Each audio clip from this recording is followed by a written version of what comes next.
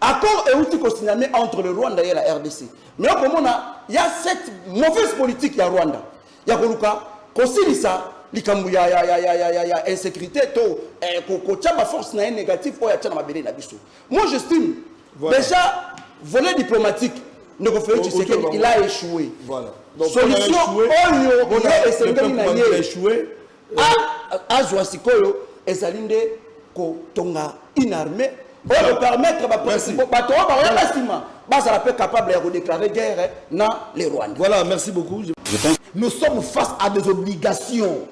Nous sommes face à des situations très délicates. Merci. Alors, la solution militaire n'a pas abouti. La solution diplomatique n'a pas abouti non plus. C'est pourquoi on a dit que non. Tous ces gens-là, ayant été d'accord, je cite par ceci. J'ai entendu mon frère Mitterrand dire que non, il faut que non, tout l'armée du choisir. Non, oui, non, je cite par là. Nous avons une armée, mais le problème se pose au niveau du commandement, non? Attends le lot, oui, on a commis la côté armée, même million de Flavien. Aussi longtemps que le commandement pose problème. Ah, d'accord. Et nous allons prendre sur le terrain. Merci. Et Ndeko de lui-même, entre de cette armée, une armée de clochards, entre une armée infiltrée. Comment peut-on compter sur une armée infiltrée? Nous disons ceci. La solution, c'est dialogue. Nous disons ceci. On dit ceci, c'est le Bantou, reculer pour mieux sauter. Nous avons compris nos failles. Mettons-nous autour d'une table, discutons, et ensuite nous allons mettre en place. Nous allons mettre. Non, le pays n'est pas un gâteau, mais il peut y avoir un partage de responsabilité pour gérer le pays. L'article 213 dit ceci. Le président de la République négocie et ratifie les traités accords internationaux. Tu as compris? Tu dois apprendre. C'est qu'il y a des accords de paix. Moi, je parle des accords de paix, mais c'est les 14. Tu n'as pas parlé de l'accord de paix. Non, c'est qu'il a fait sur des accords de paix. Mais ce n'est pas ça. Ici, Kabila avait laissé couloir vide pour qu'il a toujours. Et là, tu as zéro, tu sais qu'il y a zéro, tu sais qu'il y a zéro. Tu sais qu'il y a zéro. Tu sais qu'il y a zéro, tout ça. Allez, mais vous changez la constitution. Là, c'est constitutionnel. Là, c'est constitutionnel. La constitution, là, c'est constitutionnel. Pitié. C'est là où on change la constitution. C'est là où c'est la fin de l'émission. Il y a le journal après nous. C'est là où je ne serai pas d'accord avec nos frères de l'Union sacrée. Parce que le changement de la constitution dans ces pays, écoutez, quand on a la malicité. Comment? Et comme ça, la matière. Il n'y a jamais eu une constitution. Non, s'il vous plaît. On peut réviser. On change la constitution. On modifie la constitution. On modifie. On change la constitution. Allez changer l'IDPS. Nous allons changer. Les États-Unis ont changé la constitution. Les États-Unis, plus de 30 fois, on a changé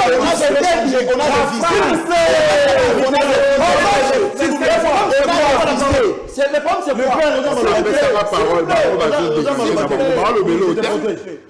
la constitution est ça nous autres. Ok? Biso ma politique, tout ça le roi de Lamba. Tant que tu sais qu'elle dit, ce qui a changé en gros, les États-Unis ont changé 230 fois. Je suis d'accord. Modifier la constitution. Là, je serai d'accord. Mais il y a des articles. Allez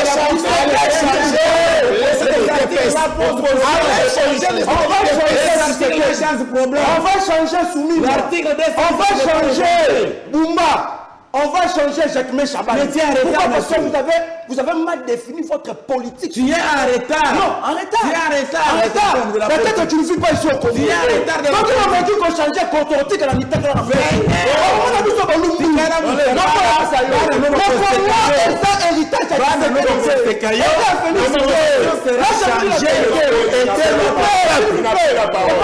Non, je ne serais pas d'accord avec vous parce qu'il m'a embrouillé. Ceux qui vont pas changer de constitution, on va changer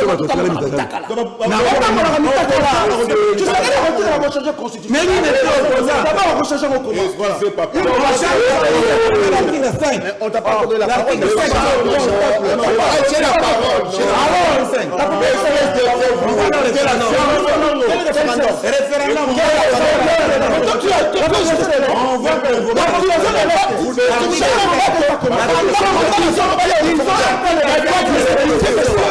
Dans un État, il y a un pouvoir politique. Alors, il y a le territoire. C'est la qui comment est-ce que le territoire de la constitution? Tant que la population, c'est le pays de sa tête. Et le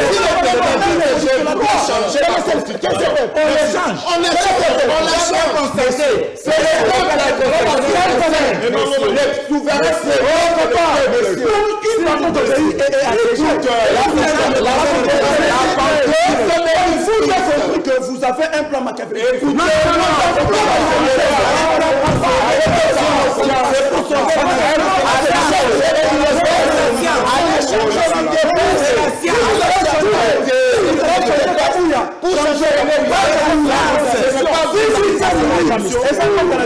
Congolais, papa, ça t'a dit qu'on bête à ma. Pour nous la solution, au moment où nous allons nous salle du monde, Nebokananga Kinshasa.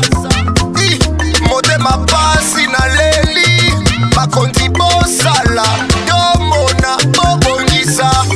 Abat l'impunité, l'injustice, la corruption. Nalobi kaka vérité pour moko il faut ebonga.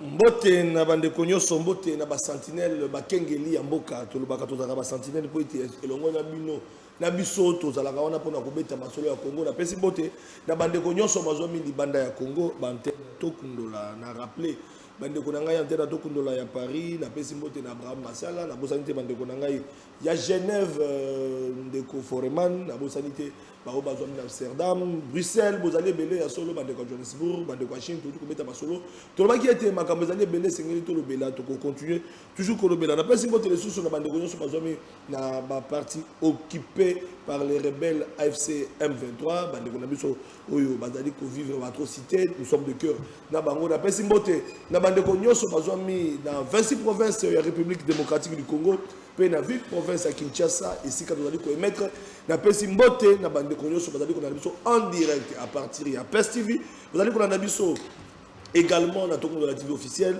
les années Sengomingi bande ko balandi premier numéro ya année 2026 comme ça bino été premier numéro ya débat politique papa sentir la fongolango na bilenge na bande ko o bako kanisa été Congo et sengeli et mongo na Congo sengeli que délibération na pesi bango mbote pe na pesi bino mbote lisusu parce que vous allez qui belé durant mois ya janvier ya kolanda ba émission rétrospective il y a année 2025 bolanda ki ba débat bolanda ki ba analyse kasi to zongeli musala pona koloba ite esengeli to beta masolo sur ce plateau nous recevons pour vous pour le compte de l'IDPS maître Winer Kakolongo nous recevons Academia Emangomango qui va faire son entrée nous recevons également le père Koubangila qui est le président de la dynamique pour un Congo fort membre de la coalition Lamuka avec Martin Fayoulou Madidi et enfin nous recevons Mitterrand qui est politique, personnalité politique proche du peuple, c'est parce qu'il a changé de casquette, un ancien kabiliste, aujourd'hui il se réclame plutôt politique proche du peuple. Avec eux, nous allons aborder une grande question. Actualité politique oblige, situation en République démocratique du Congo après Bakor à Washington Doha, beaucoup d'en été dans la sous-région. Pour parler, c'est-à-dire qu'on continue, mais sur le terrain, c'est-à-dire qu'on a Makambosu, c'est après tomber, il y a ville, il y a Ouvira, il y a des rebelles, il y a supplétif, il y a Rwanda, qu'on continue, qu'on respecter encore, même ma atrocité, qu'on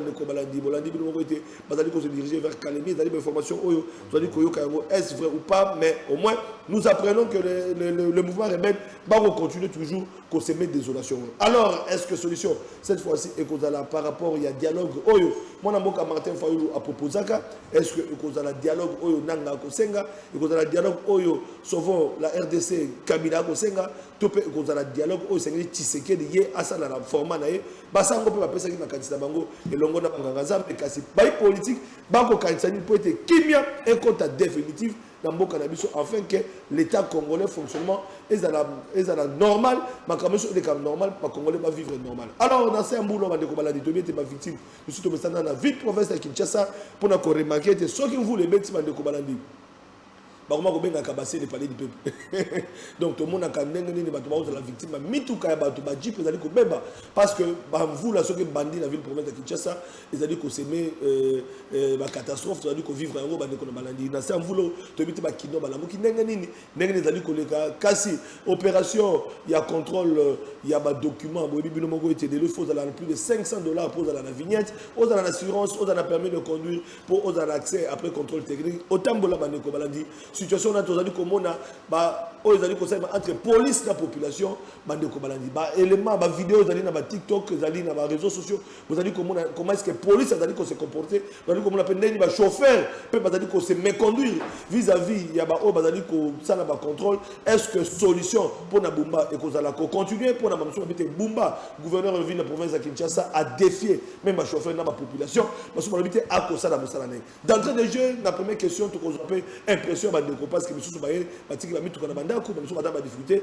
to ko partager na bango alors moi na mboka na ko na le peuple kubangi na opposition parce que opposition bango ba makambo ndenge na bango na zali ko loba moi na mboka le peuple kubangi la mbote be boye malam mbote papa Sentinelle merci na lokasa opesi biso na mobu oyasika mbote na bandeko epai wapi toko kabwana bango makanisi na tongo ya lelo yambona banda émission na yo tika d'abord naïba ko dénoncer une situation oyo ba congolais ba ko bika mikolo nyonso par les indo-pakistanais nazala ki lelo tango na ko ya ba travailleurs ya Soleil Congo na 14e limité ezali ya ba coréen et pa ikuna air ya musala ezoto samate babandaka musala na 7h30 babimakati 19h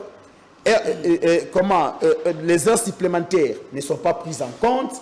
Donc, ba indo-pakistanais na bazali ko nyoko la ba congolais comme pas possible. Et plus grave encore, ils ont ba journalier basali 17 ans journalier na Soleil Congo, engagement réalité, mais bali ko kembisa bangolo lenge moko pe na ba entreprise mususu. Pe lisusu ndeko Sentinelle ebongi honnêteté intellectuelle ezala kati na biso. Pour na kosoki ba prosali ebongi toyeba na ko pesa yango longonia wana nali ko pesa longonia na mwana mboka Teddy Lwamba oya li DG ya SNEL parce que toye komona été depuis 50 ans ba réforme oyo na secteur énergétique parce que vous êtes à 4 tout à fait oui tant vous en a 3 minutes yo continue on a balisa côté non bon merci beaucoup c'est ça que je disais que ba réforme oyo ndeko Teddy auti na komema na secteur énergétique nous croyons que dans les jours à venir tokolela susu makambu ya lotili qui était kati na mboka na biso na mutuna outi kotuna kolandisama na dialogue ndenge biso Martin Fayulu azali moko kele ko kutana Tshisekedi le to moni était qui mezalité après signature accord ya Washington to ko moni était qui mezalité to ko mona ke na ngambo mosusu jusque là to zo mona bitumba zali ko continuer ba AFC M23 ba ko respecter même pas d'accord to ki ko lo ba été solution e ko tala kaka na dialogue oyo Fayulu asengaki to pe solution ezali kana bitumba ndenge zali ko kelewa ndeko Flavien solution mukolo moko te e ya na ndela ya bitumba parce que lelo je ne vois pas sauf le Congo nandeko Joseph Kabila batu ba se bomba 14 lokola ba précurseur ya constitution congolaise na mobeko li konzi elobi ete lolenge moko ya kozwa bo konzi ezali kaka na nzela ya mapunami donc soki lelo oyo balobi ba privilégier guerre c'est que même bango moko ba violer mobeko li konzi yango biso na coalition la boka elongo na le président Martin Fayulu solution ya crise oyo et ali dialogue national inclusif. Pourquoi dialogue national inclusif de Flavien banani ba ko participer à dialogue quand on parle de dialogue national inclusif ce qui veut dire que non batu nyonso o bazali acteur majeur ya crise coalition la boka coalition la boka faut qu'il y ait un dialogue mais papa Fayulu non mais crise oyo ezali na braquage électoral en 2018. Ah, d'accord. Parce que ce qui braquage électoral en 2018 est dans la caté. Mais le long n'a rébellité. Parce que tu es un awa civil, tu es un président ya Seni, tu es un Kabila ancien président. Mais eux va reprocher à négocier Sekedi. Non, d'abord pour le bango, ils allaient non respect il y a un accord nocturne qui au détriment de la volonté du peuple congolais. Il y a un équation de Martin Fayulu. Le coup là, patriote au Baningaka Mboka. Tout ça là, il y a roi Salomon. Quand le été, malamu mwana azana na bomoi, mais tout le monde yi na isika to kata. Alors, la Mouka, il faut avoir la partie prenante. La Mouka partie prenante, Ndeko Kabila, Ndeko Nanga, et puis la Mouka ake musika. Quand le été, na bawazalendo Exaïr Kodeko parce que quand nous sommes battus batala kaka mingi est ba mona goma non qui fona sud Kivu mais aussi Ituri parce que na Ituri aussi il y a des forces négatives oh na ba nini oh autodéfense ba oh ba se makatere oh bah ça que nous quittons ezalaté alors na dialogue national inclusif il faut mais pourquoi pas mais bah on va condamner à mort pour terminer non Ndeko Flavien je pense que l'intérêt supérieur de la nation et puis est au-dessus il y a ma condamnation judiciaire moi je pense que pour la paix on a besoin de tout le monde mais je vais dénoncer une chose ici pourquoi excusez bandeko ya soko le Congo na kone inanga bango bazali ko conditionner ko loba ete d'abord aussi ça Doha non parce que Doha est un dialogue inclusivité Doha c'était une affaire entre le gouvernement et les forces négatives tout le monde dit que non elle a dit c'est pas limite na yango Doha esenga cesser les faits donc Doha est un échec non mais non ndeko Flavien Doha esenga cesser les faits est-ce que yosi omona certains cesser les faits et s'observa la réponse est non et pourquoi nanga s'accroche na Doha parce que nanga azolinga te ko affronter vérité en face. Merci. Parce que puisque que non dialogue il faut être dans la thème de référence pour la vérité réconciliation et cause nationale. Il faudrait nanga ayebisa ba congolais et comme un coup d'état il y a 2018 oya sala oya tinde lelo que non abana ba congolais azoko ba lelo. Donc il y a donc le Doha donc azoluka a échappé vérité mais puisque sengi na bango que non Doha a échoué diplomatie de Tshisekedi a échoué. Les États-Unis ont... Mais oui, mais non. Mais tous les voyages n'ont pas donné des résultats comptés sur le terrain. Voilà. Les Congolais continuent à mourir. La force négative continue de gagner le terrain. Maintenant, place au dialogue national inclusif sous le gide il y a ma père spirituelle Nabiso. Non, bien entendu. Pour que tout le monde a crise. Il n'y a pas. Ndeko Flavien. Même à répondre à la question. Non. Dans des questions sérieuses, il ne faut pas citer les noms de Béa. Même Madame Akila va connaître ma beaucoup naïe. Attends, le quoi, le lot, à un régime, mon union sacrée. Le lot dit son choix. Dit son choix. Avec au fin, non? Le lot qui est un bon mat. Ne pense, et je vais alerter même mon frère Félix Tshisekedi, mon grand frère. Ne pensez pas que ceux qui sont autour de toi, ce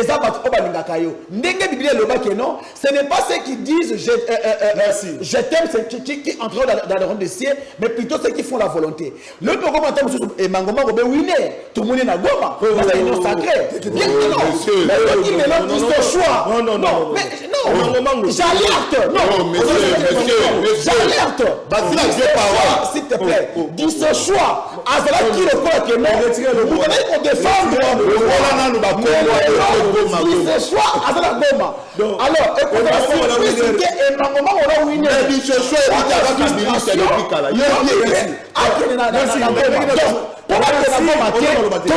merci. Nangana doit mettre mettre winner Kakolongo mais na moni o attaquer na moni na répondre na ke bana na académie Emangomango. Je rappelle qu'il est cadre na ACP. Tout année longo pour mettre masolo ya mboka mbote pe boyi malamu.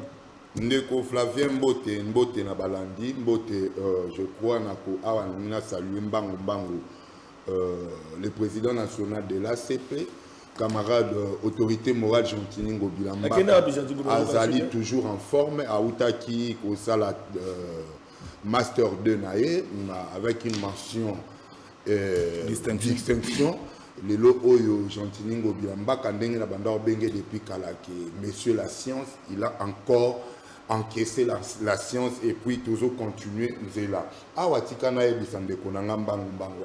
A lobby ben concrété et belé. Tout ça pourquoi? Parce que banda qui na okolinga ko boaka batu ba jalelo keti une opposition de konangai.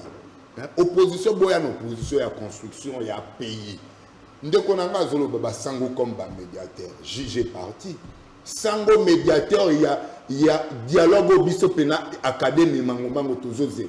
Na ba winner na yo ocha sango ba prêtre. Mais ba prêtre bango nde baza kutu cause ya mboka eza kozinda eko kufa. Avec tout ce que dit Fulgence Mouteba. Est-ce que Zolanda été ndeko nanga? Bozala ba jeune ko libande bimi ezaya ki mukolo na te tu es encore petit, oza même les ki nangai. Hein? Mais comment kende déjà na ba ko outrepasser? Ndeko Flavien. Likambo tozolo ba ya dialogue tozala sérieux. Nasina lobaka le vrai dialogue c'est dans les institutions de l'État. Les institutions de l'État ici je fais allusion président de la République comme institution, parlement, primature ou gouvernement, cours et tribunaux, ainsi de suite avec d'autres institutions à l'appui. D'appui, pardon, merci. Mais ezate boye la biso dialogue moko boye et même abiso kutu lisusu na koboma mboka. Et ce dialogue oyo si c'est déjà envisagé, moi je dirais ceci. Le dialogue qu'on attend, c'est un dialogue qu'on doit se baser sur les causes profondes. Et les causes profondes, je ne crois pas même que Fayoulou va au dialogue pour les causes profondes. Ici, je vais donner un exemple. Un exemple d'une cause profonde. Par exemple, l'homme congolais. Landa bien yom tozo ko tchaka basango. Ce ne sont pas les sango ne bakoya au sein de la médiation. L'homme congolais, nous dirons que l'homme politique congolais Azali sous na 4 pieds sur terre, 2 pieds sur terre. L'homme congolais doit réfléchir na positivité. Mais ce que nous constatons aujourd'hui dans la classe politique, on n'a plus de hommes sérieux. Tel exemple dernièrement, et outil qu'on percuté, les journalistes, vous n'en parlez plus. Guy Luando, allez si bien bongo ou comment? Guy Luando, allez si ma journaliste bon côté. Là, j'ai défendu ma confrère. On a la preuve. Mais yoka. Mais là, on a content Guy Luando. Siko yote yoka. N'a pas si exemple na ye. Na lobite ye moto. Mais exemple ya bato alolenge wana pona bandi na moto. D'abord la première richesse au monde c'est l'homme. Et si on n'a que des hommes comme des gens comme Guy Luando, je ne crois pas qu'on va avancer. Guy Luando qui a trahi la République, qui a trahi le chef de l'État, mais on continue jusque-là de l'héberger. Mais Guy Luando Moutulelo, à sa cause, Yabananga, avec une rébellion, à Koko, c'est un combat président de la République. Est-ce que Batoalo Lenge, à sa ministre? Il faut tout sacré longolanga na ebiso moninga na débat au benga na plateau longolanga makambo ba camp politique. C'est ce qui fait même que bande konanga bazo raisonner lisusu kitoko côté yoka makambo ya zoé la biso na âge na ye. Pourquoi? Parce qu'il y a de tels camps politiques. Or nous surtout la génération montante, nous devons montrer à ceux qui viennent, même na que nous avons au moins cette capacité de diriger la République. Mais moi je ne comprends pas que Bino Bosofan d'abord ezonaka basango ba Fulgence Mouteba. Ndeba osa médiation, ya makambu o eza lelo na mboka. Or c'est eux qui sont d'ailleurs auteurs ya ba balkanisation. Peut-être que vous ne savez pas. Naeko bakisaboye. Dans la cause profonde, il faut qu'il y ait une justice équitable. C'est pourquoi même ici, je vois même sujet à Jean-Tiningo Bilamba, master Denaye, il faut qu'on ait, pour les problèmes de l'Est, il faut qu'on ait une justice transitionnelle. C'est-à-dire là où nous devons aller nous exposer les vérités. Et ces vérités sont quoi? Ce ne sont pas des vérités nga ba iba kingai ione nga ba iba kinga ba voix nga boye nga mutu na zwaki bakatanga non place to kende wana boye bisana kuna keza makambo ya dialogue o tetoko ya loba makambo ba ione. Les vérités ici ce sont des vérités que pourquoi la guerre chaque fois revient à l'est de la République. Ce n'est pas parce qu'on lui avait ravi les voix. Et ça, la vérité, et s'il guerre jamais et coquille ce sont ces genres de vérités. Une justice transitionnelle. Et après, on verra. Parce qu'il évoque encore Joseph Kabila dans son discours, on verra maintenant. Oui, problème est ça. Même si on a un dialogue, mais on doit maintenant faire quoi? Topé sa chance na ba victime o ba connaître bandeko na bango ba koufi ba maman ba papa na bango ba koufi. C'est à ce moment-là to ko recourir na justice internationale, justice nationale et sengel ba sala nini ba tia maboko na bateau bazaki moteur ya ba crime wana. C'est à ce moment-là on peut comprendre que là au moins on aura une armée aussi dissuasive, une police dissuasive, une justice écosalake. Ce qui moto à mon justice. La police doit être professionnelle et non dissuasive. C'est la même qui doit être dissuasive. C'est que ça veut dire quoi dissuasive?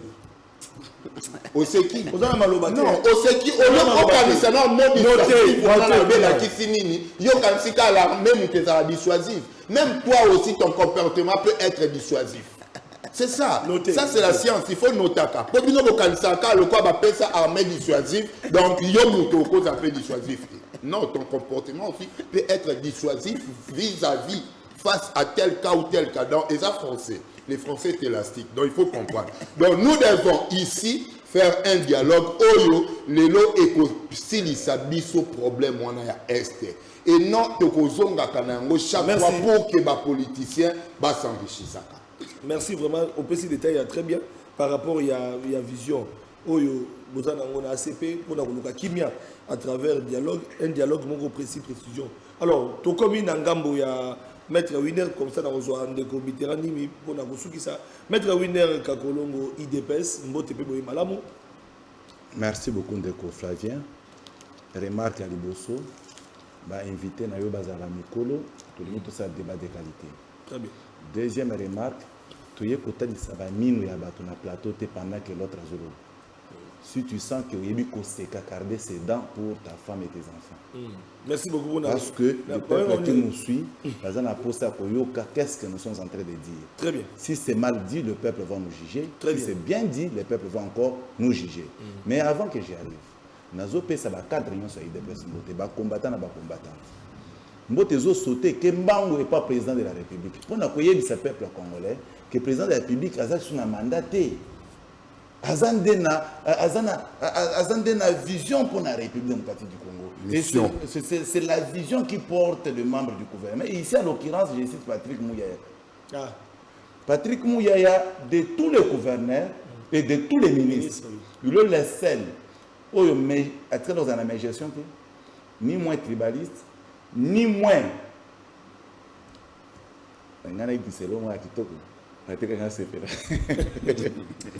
Patrick Mouyaya. Donc, en tout cas, je l'aime beaucoup parce que. Ce que moi je retiens de lui, il est toujours au front médiatique. Il est au front médiatique. Il est le seul politique ministre à la République démocratique du Congo. Rwanda à la personne de Kagame Azul Kamutume. Pourquoi? Parce que c'est lui et lui seul qui suivait chef de l'État de pas à pas, justement pour contraindre l'armée numérique mensongère lancée par le rebelle. En tout cas, je les salue. Mais qu'à cela détient. Et puis félicitations à IDPS cette fois-ci, que moi Namboka Félix et Chilombo, Azamuta ba promesse mais tout le monde inauguration. Il y a l'université à Kananga. Je rappelle que le chef de l'État est déjà de retour. C'est bon, il à Sakita qui déjà vu il y a Kananga pour la Kozonga et puis bon Molanda qui vient qu'on a visite il y a itinérance d'ailleurs. Dengue a Kananga qui a inauguré université à Kananga pays la inspection. Il y a des travaux, il y a construction, il y a route. Kananga Kalamba Bougie, ils ont ma promesse, enfin, et commis réalité, écoute, chapeau, cette fois-ci, ma réalisation, ma promesse, c'est ça qui a tenu. Ndeko Flavien, ils ont la promesse, mon côté chef de l'État a promis, et qu'ils ont s'exécuté. Non, c'est zébélétique là.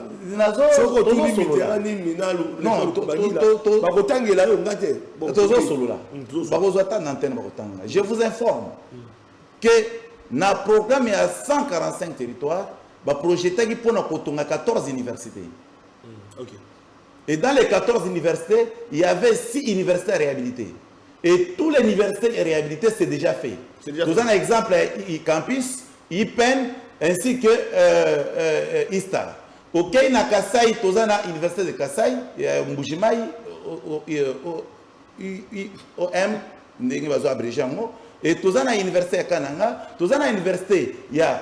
je vous informe, il y a Boma, ainsi que construit. Mais vous ne communiquez pas, vous communiquez là. Déco Flavien, tu m'as appelé aujourd'hui. Tu m'as appelé aujourd'hui. Tu m'as appelé pour un débat avec mes frères. Et le débat, il y a deux sujets précis. Il y a bilan. Il faut m'inviter. Je vais vous rendre tout ce que le chef de l'État a mis à la disposition et il doit mettre à la disposition de notre père.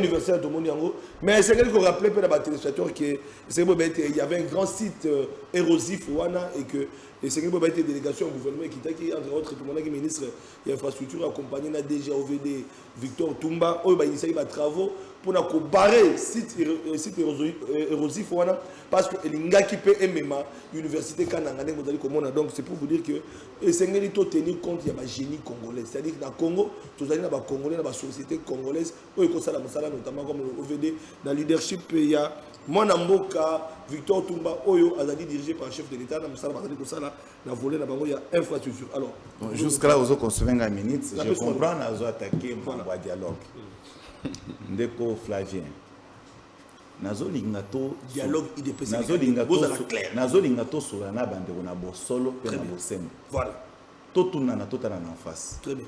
Est-ce que dialogue est constitutionnel?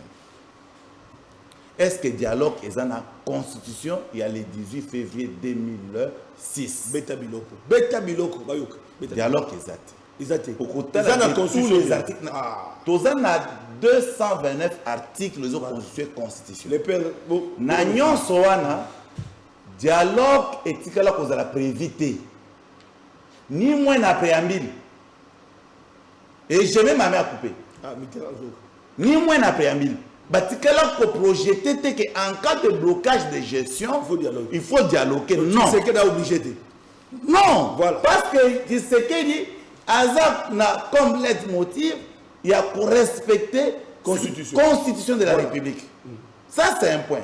Maintenant des questions qu'on se pose. Très bien. Est-ce que le dialogue existe dans nos us et coutumes? Nous disons oui. Et ça existait pourquoi? Ce sont des questions qu'on ne vous répond pas. Ndeko Flavien. Aujourd'hui, le dialogue que connaîtra dans la République démocratique du Congo. Objectif majeur et inné, ils ont se partager pouvoir. Pourquoi se partager pouvoir? C'est pour taire aux autres que attention, boya to vanda, bozwa kasiko bokoyi kozwa, l'essentiel to travail to sani to avancer. En dehors de l'hypothèse wana, il y a se partager pouvoir. Hypothèse mususu ezate. Ça doit vraiment, on doit se dire l'histoire vraie. De deux, puisque on a yoki na table, que faut tout ça le dialogue inclusif. Le dialogue inclusif, ça veut dire que bande konabi so baza na Zamba, au bazar kati ba congolais, il faut participer ainsi que baza à l'interne, bien que ba mususu à l'interne, basi ba sala déjà dialogue kango baza na kati ya koluka. Oh, oui. Il faut que un chef de l'État, Basolola, et après il est sorti avec son pain, à vu pain chacun. Il est difficile de voir de voir un président de la République, Nakatia, palais présidentiel, sans transport. Oh, elle est difficile. Et puis transport présidentiel. Je vous informe, il avait touché le transport, soit le pain présidentiel, c'est-à-dire un gros pain. Donc le pain Koubangi doit pas parler. Parce que nous avons une dimension, il faut le qu'on approche ici. Moi j'avance. Je vous dis ceci de Konangaï. Bami Tounami Balé. Bami Tounami Balé. Le père est calme. Non, et puis il y a des problèmes sérieux. Bami Tounami Balé. Ndeko Flavien. Bami Tounami Balé. Moutouna ya liboso.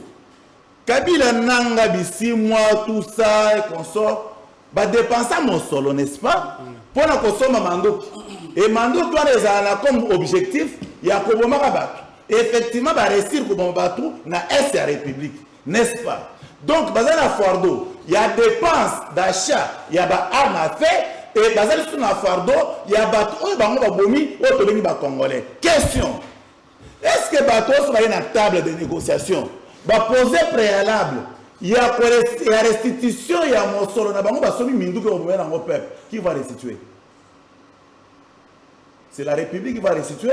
Et cependant, il y a restitution, il y a des bombes congolais. Est-ce que les gens se posent des questions intelligibles dans ce sens? Très bien. Deux, tous les opposants à l'interne. On va constater un article 8 de la Constitution. Et faudra-t-il souligner, parce que de l'autre côté, en face, le lobby qui est pouvoir qui serait déjà illégitime. Déjà illégitime. Même la Constitution de la République à 18 février, est illégitime. Pourquoi la Constitution est illégitime? Illégitime. Constitution. Les députés vont voter, vont concevoir la Constitution. Vous n'avez jamais voté. Mon premier constitution a jamais voté. Mais la constitution est illégitime, mais seulement par l'organisation et le dialogue. Il faut respecter quand même.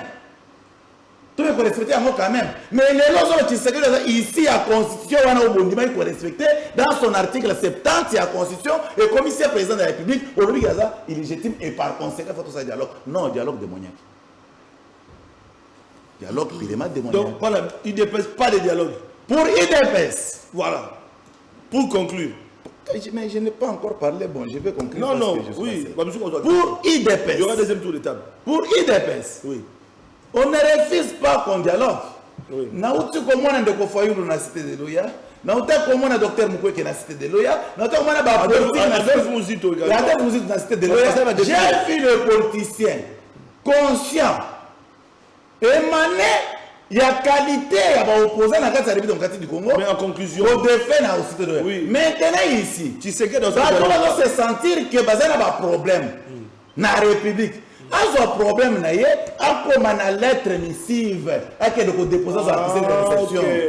Voilà, ils ont accusé de réception. Avec l'accusé de réception, les chefs vont traiter des questions qui gangrènent. Le chef Amouto a blessé. Merci. Parce qu'ici, nous sommes obligés de travailler pour le compte de notre peuple et qu'on y a toujours diplomatie. Très assistante.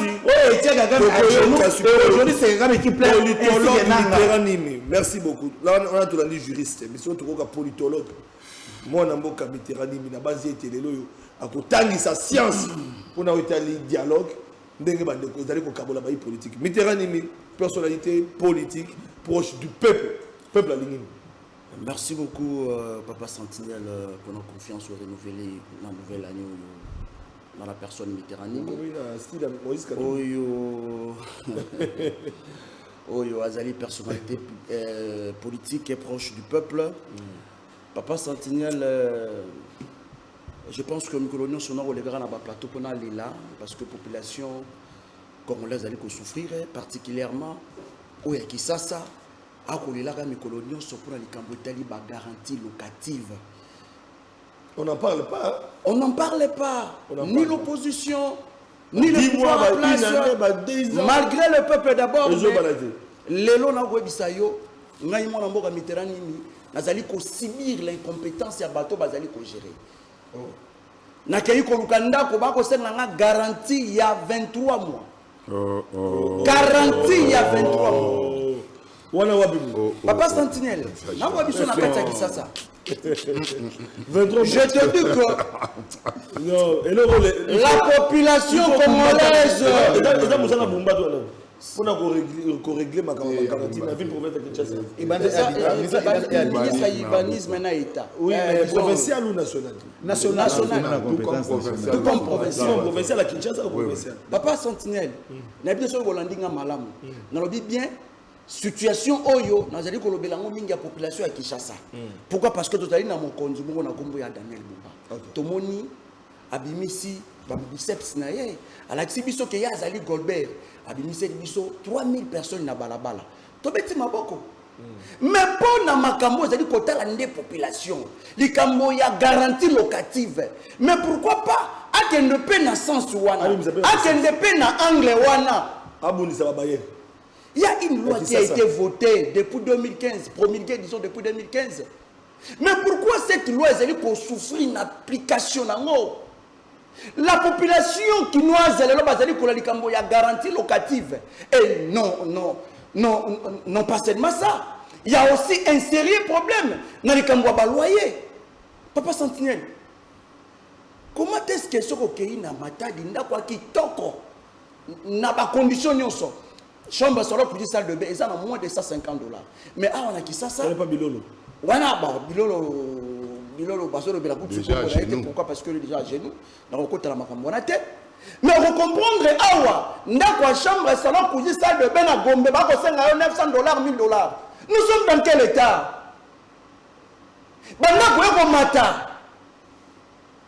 Mais est-ce que le salaire y a fonctionnaire? Est-ce que Bishop a tout fait un journalier? Est-ce que moi, je suis radikasu tant que je à $200? Il y a que ça, la biso l'olengeni, Papa Sentinelle. Tu veux qui crie dans l'air. Donc, nous allons relancer message par l'autorité congolaise, particulièrement au Yaville de Kinshasa. Nous avons la Daniel Bumba à faire respecter la loi. Merci. Aussi, il y a une dénonciation. Parce que nous avons Transco, Transco, na 500 bis na 2013, mais le Transco azali na moins de 50 bis, azali vivant. Kabila tikalaki bango 500 bis. Mais le na kati ya ville pour de Kinshasa Transco na kati ya Kisasa lelo bazali na moins de 50 bis ozali ko circuler. Le gouvernement a subventionné na carburant et le gouvernement congolais, qu'est-ce qu'il a fait?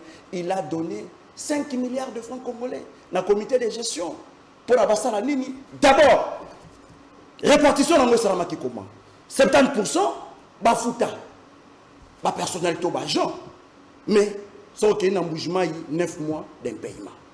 Tellement bandeko na biso na bango bazala ka batote, bajan ya bougement bango bazala bango na mabunute, bango bazala bango mabaya, c'est normal basala 9 mois. Les 30% qui destinés sont la pièce de rechange, big boy, la pièce de rechange, d'abord, ils allaient conformité. Merci. D'abord, parce que tu as détournement. Détournement.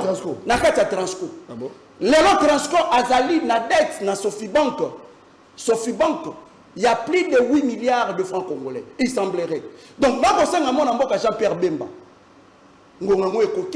a sauvé l'honneur. A sauvé l'honneur de famille Bemba. Pourquoi? Parce que Bemba Basitaye, Balobande Ye, à quoi ça? Entreprise de société où il y a Sibé et que n'a pas faillite, c'est de même manière qu'on a appelé Transco quoi la faillite. N'a pas de décision, il y a qu'on suspendre déjà au Geoffroy, Tolinipe et Salamabongo. Voilà, dialogue, politologue. Le DG Sylvestre Bilambo. Quand on a dialogue, il nous reste 10 minutes. Papa Sentinelle, moi je suis contre le dialogue. On les a dit, point de vue dans moi je suis contre le dialogue. Pourquoi? Parce que le dialogue est sa solution éphémère. Et qu'on résout le problème d'habitude. Et qu'on résout les vrais problèmes. Parce que les médecine, médecin avant de traiter moto, il y a une cause. Est-ce que pour la concilier sa insécurité na Katia, et puis on continue de Congo, il faut faire na mesa? Non, ce n'est pas le cas. Moi je suis en tant que Congolais. La première des choses, le gouvernement congolais a compris ça là. Tout va politique, tout va dialogue. Pourquoi ne pas demander une concertation politique? Comme ça, la recommandation, afin que tu construises une armée puissante, une armée dissuasive. À mesure, il y a pour sécuriser des batailles. Je pense que c'est la meilleure solution. Parce que la crainte, c'est quoi? Kabila Kenda, tu sais qu'il y a Kende. Mais le problème érotique est toujours persistant. Vous voyez, moi je estime la meilleure solution. Et ça dit dialogue. La paix ne doit pas être une promesse. La paix doit être une réalité. Moi, je fustige ces comportements. Il y a le pouvoir en place. Pendant les solutions, pendant aussi ça, l'insécurité dans l'est de la République du Congo. Et c'est-à-dire que nous avons d'accord. Non. Non, non, Papa Sentinelle. Donc, accordé FADC Babunda, des optiques ne pas au Papa Sentinelle. Merci. Oui. Les pouvoirs politiques ont été négatifs. Ils ont armée. Mais pourquoi est-ce que vous avez armé dans le dernier plan? Mais il y a un lobby, c'est la brève. Donc, c'est un lobby qui a armé. Bon, la solution la plus efficace, je pense, est d'aller que ma coquine a armé. Tout on a armé.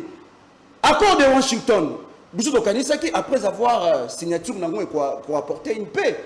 Mais devant jusque-là, comprendre que la paix est sacré, Papa Sentinelle.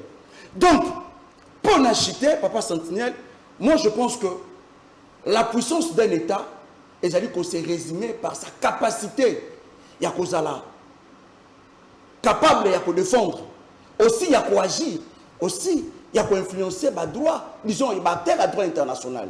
Donc, au lieu de Kende, n'a pas encore pour produire des fêtés, moi j'estime Papa Sentinelle, il est temps. Parce que, dans le droit international, et ça, le principe, moi, accord de volonté. Accord est aussi signé entre le Rwanda et la RDC. Mais au moment il y a cette mauvaise politique à Rwanda.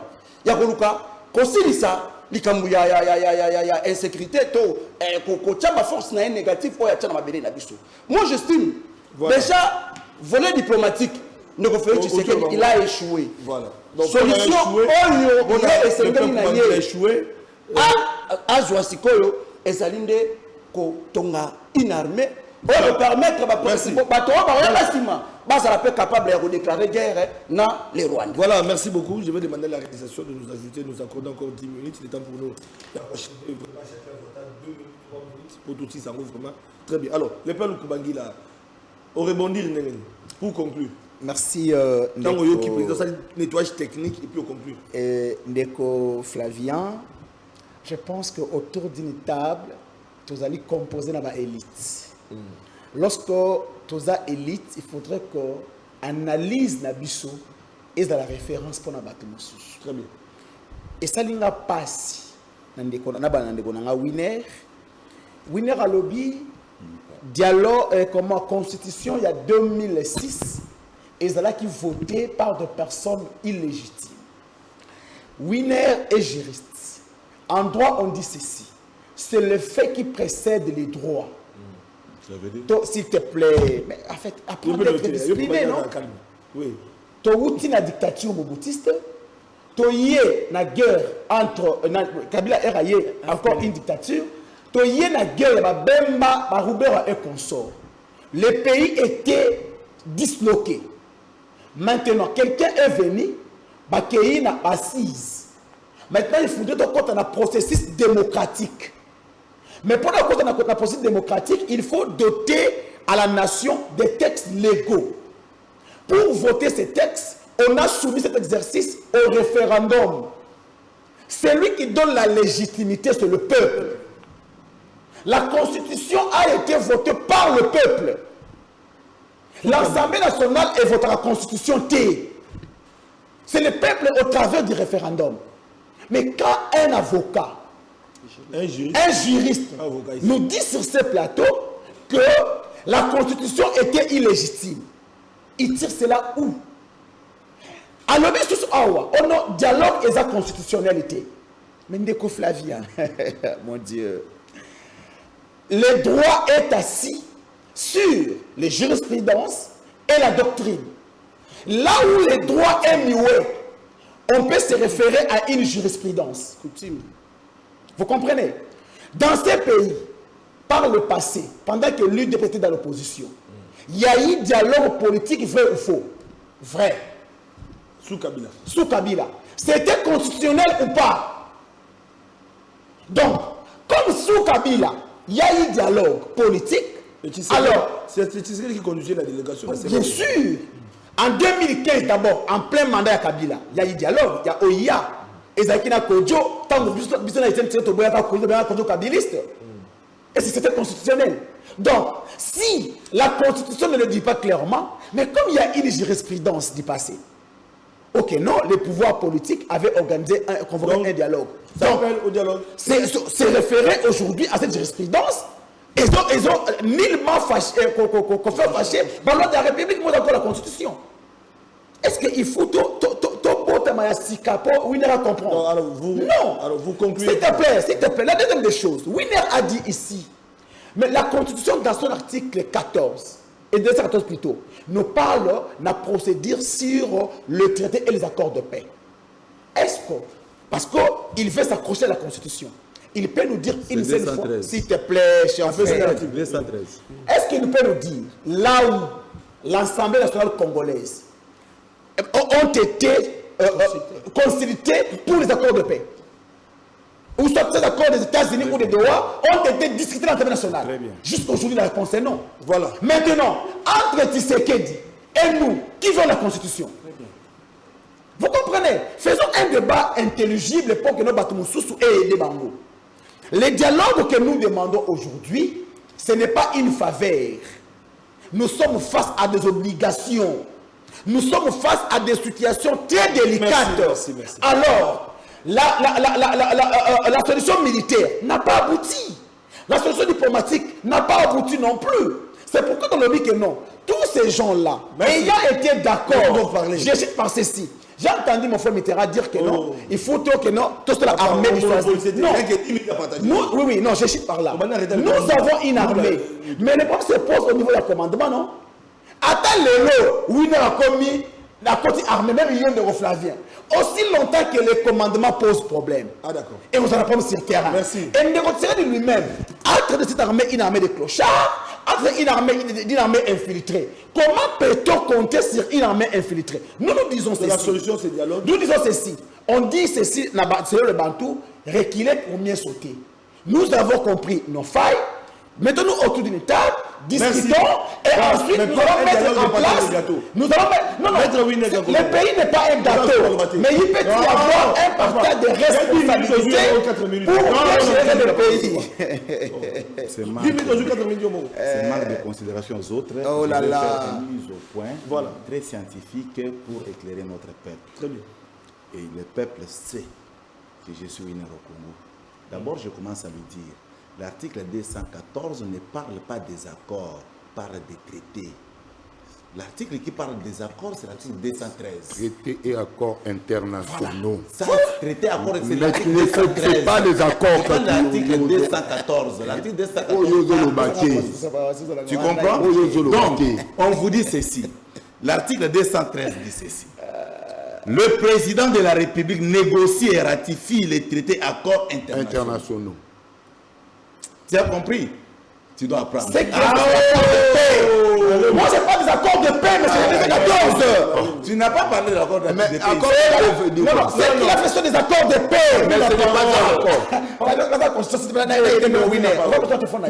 Je lui dis, peuple à d'autres sujets. Je suis en train de lire.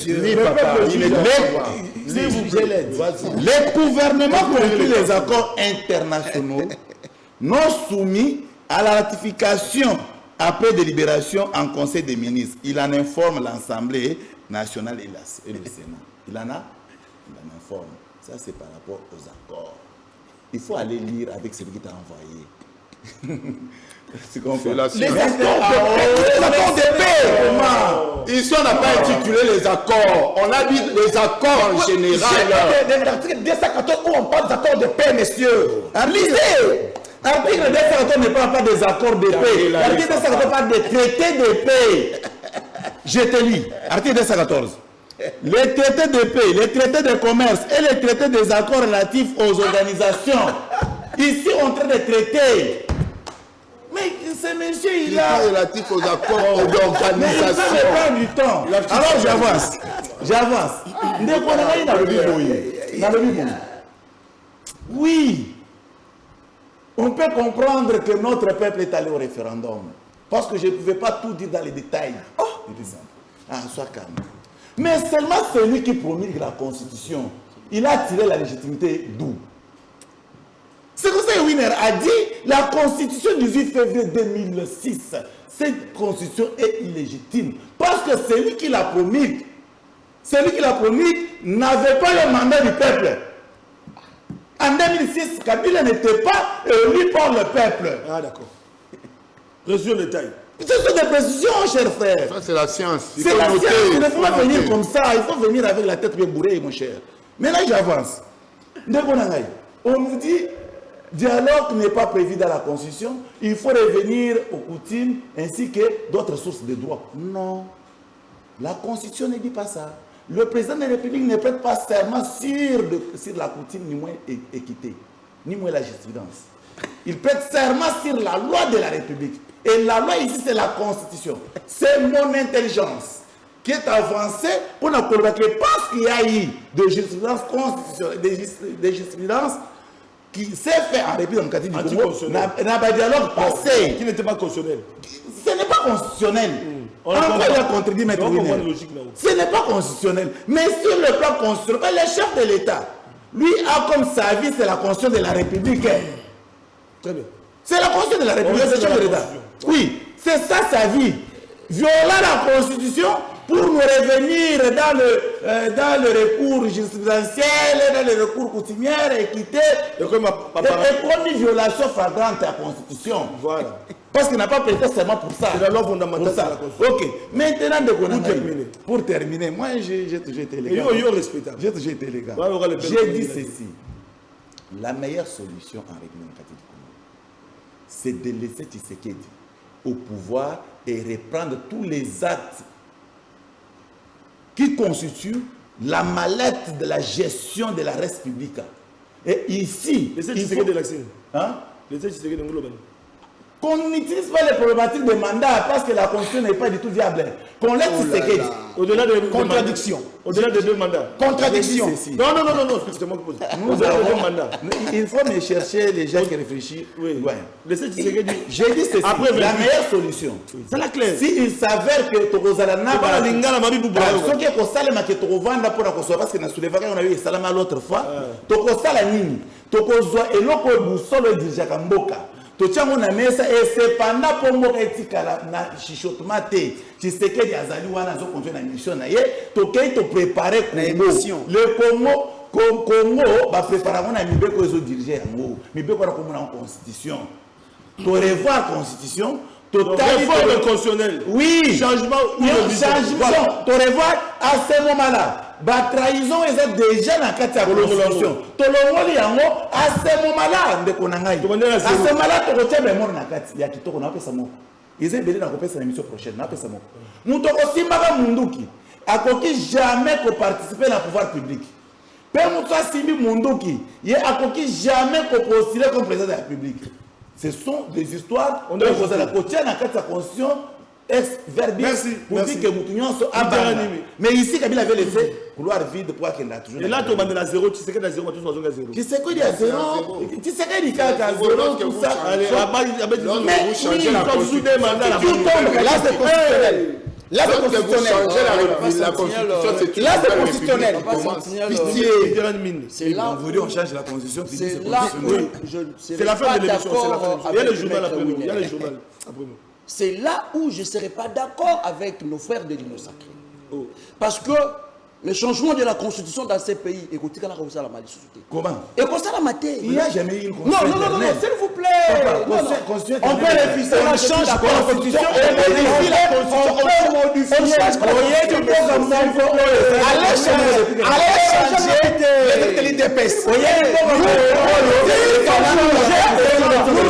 changer. Les États-Unis ont changé la constitution. Les États-Unis, plus de 30 fois, la constitution, c'est le problème,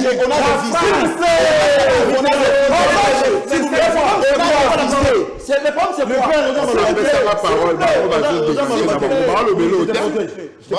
constitution est ça le roi Nzoto. Ok? Biso ma politique, c'est ça le roi Dilamba. Tant que tu sais qu'elle dit, ce qui a changé en gros, les États-Unis ont changé 230 fois. Je suis d'accord. Modifier la constitution. Là, je serais d'accord. Mais changement de changement. Il y a des articles. Allez changer.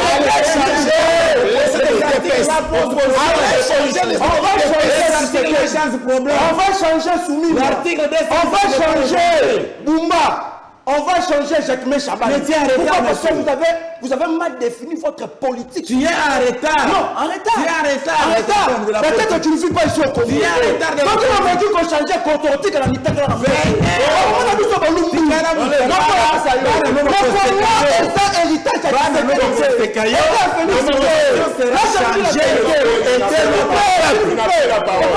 Non, je ne serais pas d'accord avec lui parce qu'il m'a embrouillé. Ceux qui vont pas changer la constitution, on va changer la constitution. Mais lui, d'abord, on va changer mon commun. On t'a pas donné la parole.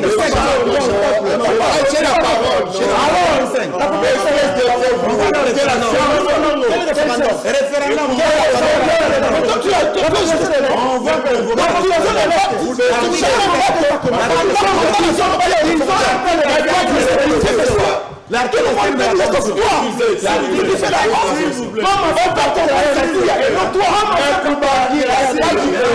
un État, il y a un pouvoir politique. Alors, il y a le territoire. C'est la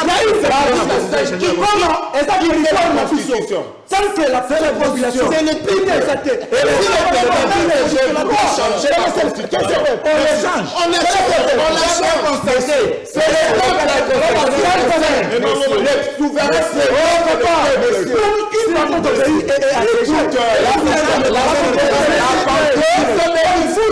que vous avez un plan machiavélique.